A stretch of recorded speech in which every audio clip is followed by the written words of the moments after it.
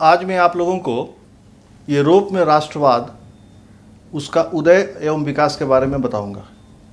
राष्ट्रवाद क्या है, यह अवधारणा कहाँ से आई, इस पर हम लोग चर्चा करेंगे। वैसे तो राष्ट्रवाद की उत्पत्ति पुनर्जागरण काल में ही हो गई थी। यह पुनर्जागरण काल जो है, यह यूरोप में एक काल आया था। पुनर्जागरण का शाब्दिक अर्थ होता है पुनः जागरण। यह काल आया था कि जिस समय कस्तुनतुनिया पर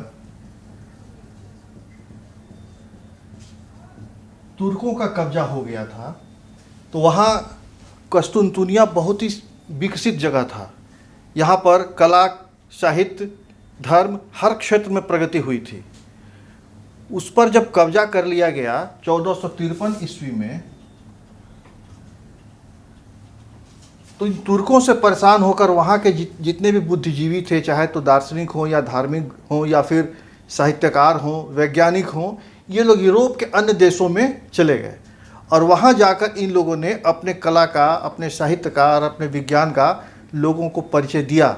लोग उससे अवगत हुए और उसके बाद से ऐसा समझिए कि पूरा विश्व जो था वो मध्य युगीन व्यवस्था से आधुनिक युगीन व्यवस्था में आया। इन लोगों ने लोगों को जागरूक किया। पुनर्जागरण काल में यह बात शुरू हो चुकी थी, लेकिन वास्तविक राष्ट्रवाद की परिकल्पना धरती पर साकार हुई है फ्रांस की क्रांति से। आप लोगों ने देखा होगा, इसके पहले की कक्षा में आप लोगों ने 9th में पढ़ा होगा फ्रांस की क्रांति।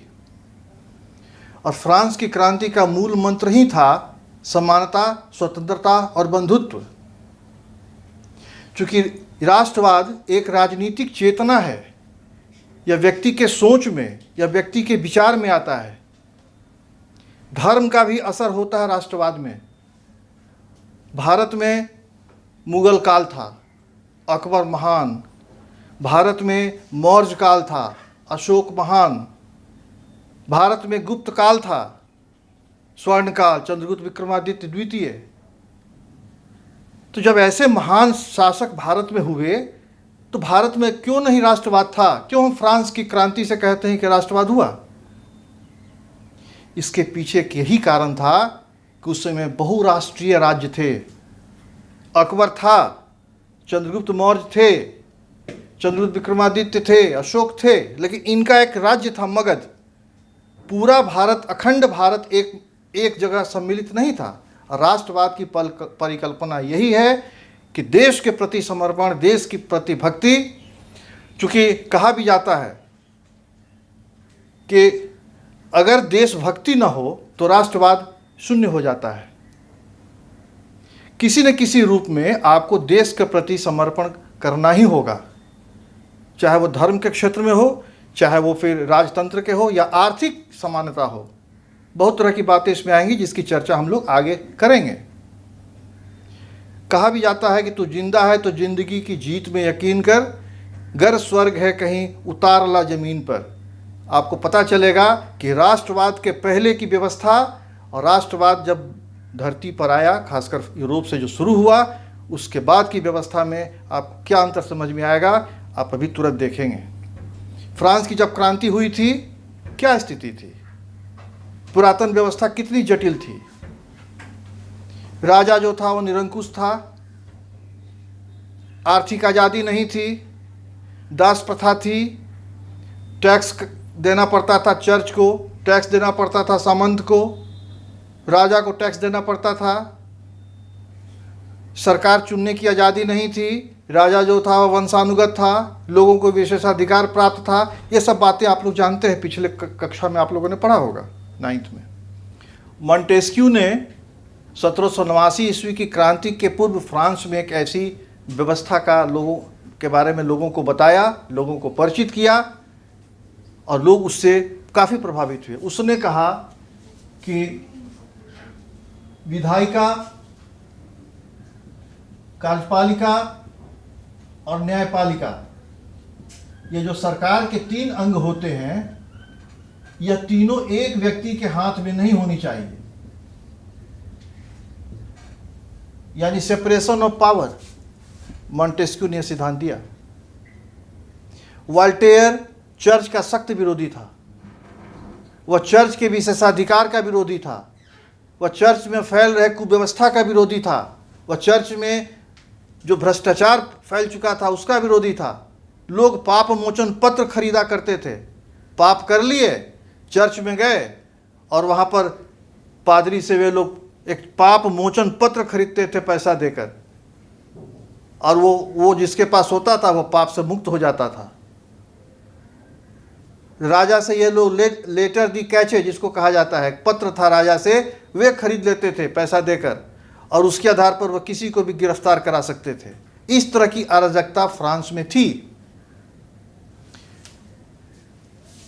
मॉन्टेस्क्यू ने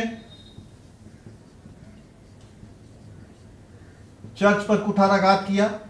इसने कहा कि 100 बिल्लियों से के अधीन शासन करने से अच्छा है कि एक शेर के अधीन रहा जाए। वह राजा को मजबूत चाहता था, लेकिन चर्च में व्यवस्था चाहता था, कुव्यवस्था को दूर करना चाहता था। फिर रूसो आया, फ्रांस का दार्शनिक। इसने सोशल कॉन्ट्रैक्ट में कहा कि यह जो सरकार की जो व्यवस्था है, जो राजा है, यह सामाजिक बंधन के द्वारा है, क्योंकि व्यक्ति man is born free but finds himself everywhere in chain.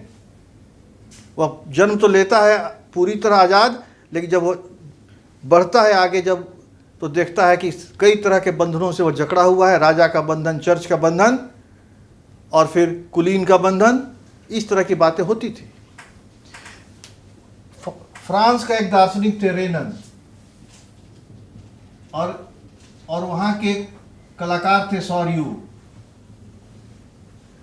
इन्होंने भी राष्ट्रवाद की अवधारणा प्रस्तुत की। सॉरियू ने तो चित्र के द्वारा लोगों को, जैसे कि एक तरह का वस्त्र पहनने वाले एक राष्ट्रवादी, उनके अंदर भावना जगती थी, इस तरह से लोगों को जागृत करने का प्रयास किया गया। फ्रांस में क्रांति हुई।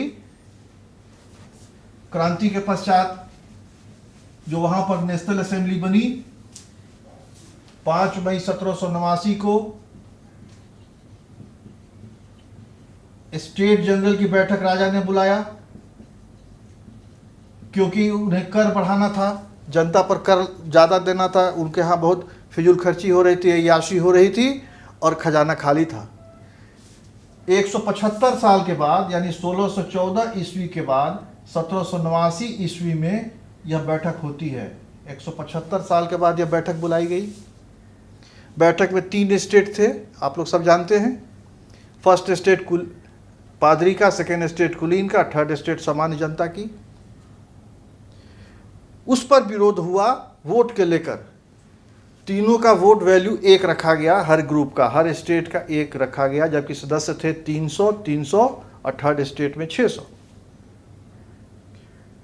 मिराबो और आवेसिये के नेतृत्व में ये लोग वापस निकल गए, और ये लोग उस स्टेट जनरल का बहिष्कार किए, क्योंकि वहाँ पर महिलाओं को और मजदूरों को, किसानों को वहाँ पर स्टेट जनरल में बुलाया ही नहीं गया था। फिर इन लोगों ने नेशनल असेंबली का गठन किया। ये सब राष्ट्रवादी भावना के चलते हो रहा था। इनके अंदर राष्ट्रवादी भावना इतनी प्रबल हो गई थी कि वे एक राष्ट्र चाहते थे जहाँ पर सबको समान दृष्टि से देखा जाए, न कोई गरीब हो, न कोई अमीर हो, राजा जो भी बने वह सबको समान दृष्टि से देखे, तानाशाही न हो, निरंकुशता न हो, और भ्रष्टाचार और व्यभिचार न हो। नेशनल असेंबली ने बाध्य किया राजा को, और अंततः राजा जो था फ्रांस का लुई 16वां, जो क्रांति के समय राजा था, वह वहाँ का संवैधानिक राजा माना गया। संवैधानिक राजतंत्र की स्थापना हुई। राष्ट्रवाद की पहली सफलता फ्रांस में हुई, क्योंकि एक निरंकुश राजतंत्र से एक संवैधानिक राजतंत्र, यानी एक वैसा राजा जो संविधान के तहत काम करेगा। और नेशनल असेंबली के 745 सदस्य शासन करने के लिए वहाँ पर हुए। हालांकि यहाँ भी थोड़ी बहुत राष्ट्रवाद अभी पूरी तरह नहीं हुआ था, क्योंकि यहाँ भी सिर्फ उन्हीं लोगों को वोट देने का अधिकार दिया गया जो 3 दिनों का कर देते थे, या फिर महिलाओं को वंचित कर दिया गया और गरीब लोगों को वंचित कर दिया गया। या आगे हम लोग देखेंगे कि आगे इसमें और बातें होंगी।